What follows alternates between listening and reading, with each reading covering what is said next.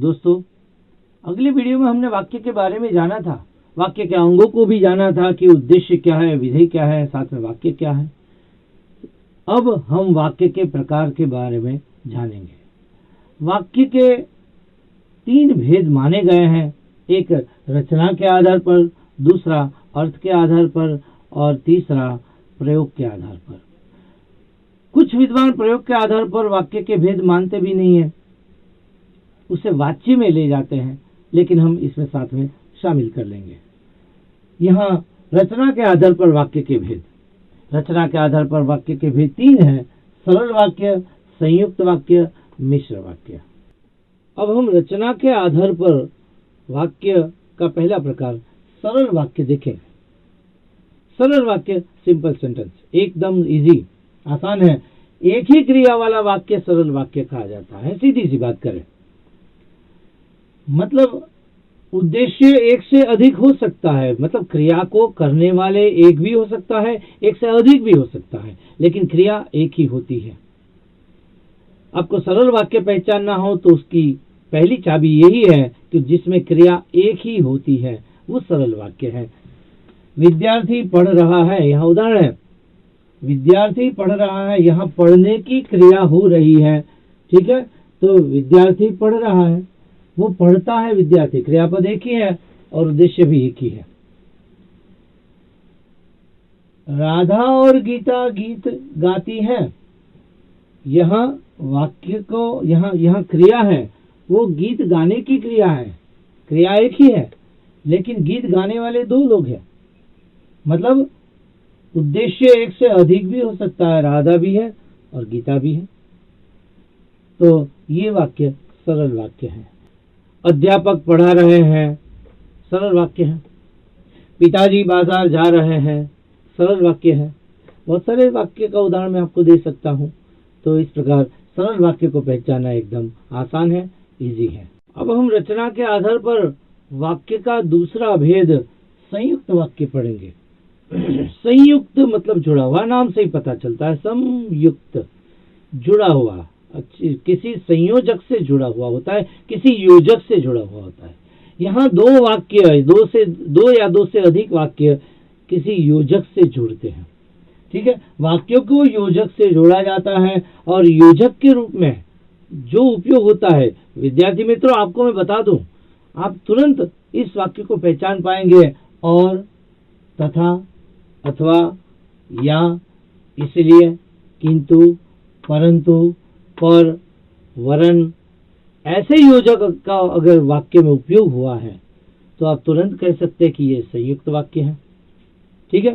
फिर से मैं रिपीट कर दूं, और, तथा, अथवा, या, इसलिए, किंतु, परंतु, पर, वरन, ऐसे योजक हैं या संयोजक हैं, तो आप तुरंत कह सकते हैं कि ये संयुक्त वाक्य है। हम थोड़ा कुछ उदाहरण देखें, ठीक है। मेरे पिताजी जा रहे हैं और आ रहे हैं, यहाँ आप देख रहे हैं कि 2 वाक्य हैं। एक वाक्य मेरे पिताजी जा रहे हैं, दूसरा वाक्य आप भैया, यहाँ वाक्य भूल गया, भाई आ रहा है, भाई आ रहे हैं, ठीक है। एक वाक्य मेरे पिताजी जा रहे हैं, दूसरा वाक्य भाई आ रहे हैं। बीच में वाक्य को और से जोड़ा, ये योजक है, इससे पता चलता है कि ये संयुक्त वाक्य है, ठीक है। आज परीक्षा है, एक वाक्य है परीक्षा होना, दूसरा वाक्य है मैं पढ़ रहा हूं, तो उसको योजक से जोड़ा, इसलिए आज परीक्षा है इसलिए मैं पढ़ रहा हूं। 2 वाक्य है, आज परीक्षा है, दूसरा वाक्य मैं पढ़ रहा हूं, उसको इसलिए जोड़ दिया, इसलिए ये संयुक्त वाक्य है।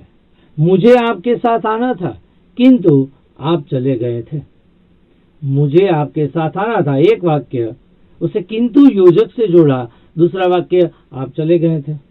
तो विद्यार्थी मित्रों एकदम आसान तरीका है, आपको सिर्फ इतना याद रख लेना है, यही याद रखना है। और, तथा, अथवा, या, इसलिए, किंतु, परंतु, पर, ये सारी चीजें याद इतना रखेंगे कि इस संयोजक से जुड़ा हुआ वाक्य संयुक्त वाक्य है, आप फटाफट पहचान सकेंगे। दोस्तों अब हम रचना के आधार पर जो वाक्य के प्रकार है उसका तीसरा और अंतिम प्रकार पढ़ेंगे, मिश्र वाक्य या कहें मिश्रित वाक्य। मिश्र वाक्य सीधी स्वाभाविक बात है कि एक से अधिक वाक्य या उपवाक्य होते ही है, ठीक है। तो एक जिसमें एक वाक्य प्रधान वाक्य होता है, एक से अधिक उपवाक्य होते हैं और वे सभी प्रधान वाक्य पर आश्रित होते हैं। मतलब कई सारे उपवाक्य होते हैं और उसमें एक प्रधान वाक्य होता है। कुछ लोग कहते हैं प्रधान उपवाक्य होता है, तो भी ठीक है। तो प्रधान उपवाक्य होता है और इस प्रधान उपवाक्य के आधार पर दूसरे सारे उपवाक्य आश्रित होते हैं, आधारित रहते हैं। ठीक है, ये सारी बातें थोड़ी कठिन लगेगी आपको, ऐसा लगेगा कि ये क्या बोल रहे हैं, याद नहीं आ रहा। तो उसे याद रखने का एक तरीका है, ट्रिक है कि जो मिश्रित वाक्य होता है उसमें की छोटी की, क्योंकि, जो, सो ये सारे युग्म होते हैं। कि एक अकेला होता है या वाक्य के बीच में होता है, क्योंकि भी वाक्य के बीच में होता है, या तो संयोजक योजक युग्म होता है। जो, सो, जो वाक्य से पहले होता है तो सो वाक्य में बीच में होता है। जैसा वैसा, जैसे हम कहते हैं ना, जैसी करनी वैसी भरनी, तो जैसा वैसा। जो वह, जिसकी उसकी, यदि तो, अगर मेहनत करोगे तो परीक्षा में सफल होगे, ठीक है। जब तक, तब तक, तो ऐसे योजक युग्म इसमें रखे जाते हैं। कभी कभी क्या होता है कि योजक युग्म को साइलेंट रखा जाता है, कोमा से काम चलाया जाता है, लेकिन होता है अवश्य। तो इस प्रकार मिश्रित वाक्य या मिश्र वाक्य यहाँ इस प्रकार है। अब हम मिश्र वाक्य के कुछ उदाहरण देखेंगे। यदि मैं परिश्रम करता तो सफल होता। अगर यहाँ आपको सीधा पहचानना है तो यदि लिखा है और तो लिखा है, तो सीधा आप कह सकते हैं कि ये मिश्र वाक्य है। लेकिन इसमें मुख्य वाक्य या प्रधान वाक्य कौन सा है और दूसरा आश्रित उपवाक्य कौन सा है, वो आपको अगर पहचानना हो तो क्रिया बदले नहीं, क्रिया जहां बदलती नहीं, आप सरल वाक्य में उसको परिवर्तित करिए। यदि मैं परिश्रम होता तो सफल होता, मेरे परिश्रम करने से मैं सफल होता।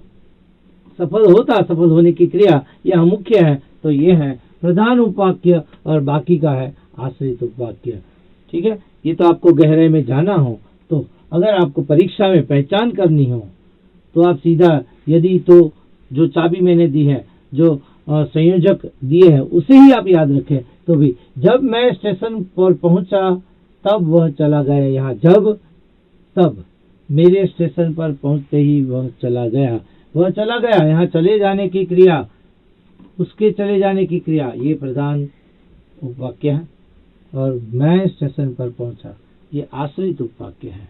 इसी प्रकार तुमने जैसा किया था वैसा ही फल मिला, जैसा वैसा, तुम्हारे कर्म के अनुसार फल मिला।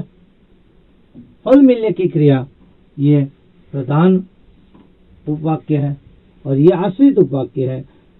यह वही विद्यालय है जिसमें रोहन पढ़ता है, यह वही विद्यालय है, वही और जिसमें, यह वही विद्यालय है जिसमें रोहन पढ़ता है। तो यहाँ जिसमें है वही है, तो मुख्य वाक्य मिश्रित वाक्य है। गांधी जी ने कहा कि, छोटी की का उपयोग है, यहाँ मुख्य वाक्य है। गांधी जी ने कहा, गांधी जी के कहने की क्रिया मुख्य है। गांधी जी ने कहा कि सत्य ही ईश्वर है। तो दोस्तों, इस प्रकार तीनों वाक्य के प्रकार एकदम आसान है। सरल वाक्य, संयुक्त वाक्य और मिश्र वाक्य, तीनों की चाबी भी मैंने बता दी। अब हम वाक्य परिवर्तन थोड़ा देखेंगे।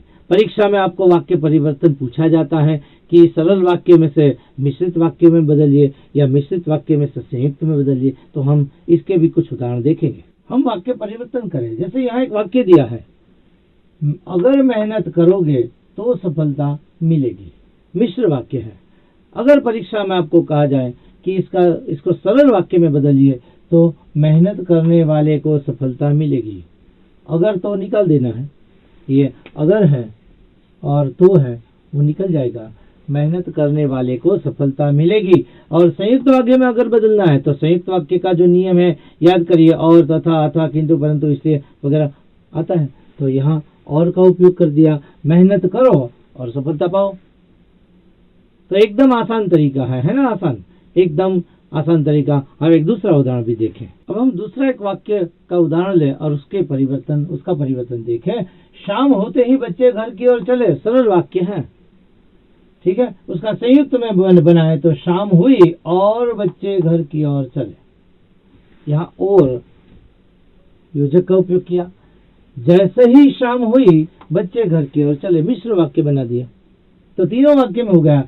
यहाँ कोमा कर दिया, जैसे ही शाम हुई वैसे ही बच्चे घर की ओर चले, ऐसा भी लिख सकते हैं। लेकिन अगर वैसे ही ना लिखा हो तो कोमा। तो इसी प्रकार यहाँ पर हमने देखा वाक्य का रचना के आधार पर वाक्य के 3 भेद, सरल वाक्य, संयुक्त वाक्य और मिश्र वाक्य। और तीनों को पहचानने की चाबी भी हमने आपको दी। जो शब्द आप, ऐसे शब्द जिससे आप तुरंत उसे पहचान पाए, और वाक्य परिवर्तन जो परीक्षा में पूछा जाता है खास, उस प्रकार भी हमने आपको बताया। ये सीबीएसई की एग्जाम में भी काम आता है और भी कॉम्पिटिटिव एग्जाम में भी काम आता है। तो विद्यार्थी मित्रों, आपको मैं आशा करता हूँ कि अच्छा लगा होगा और आप अच्छी तरह से समझ पाए होंगे। धन्यवाद।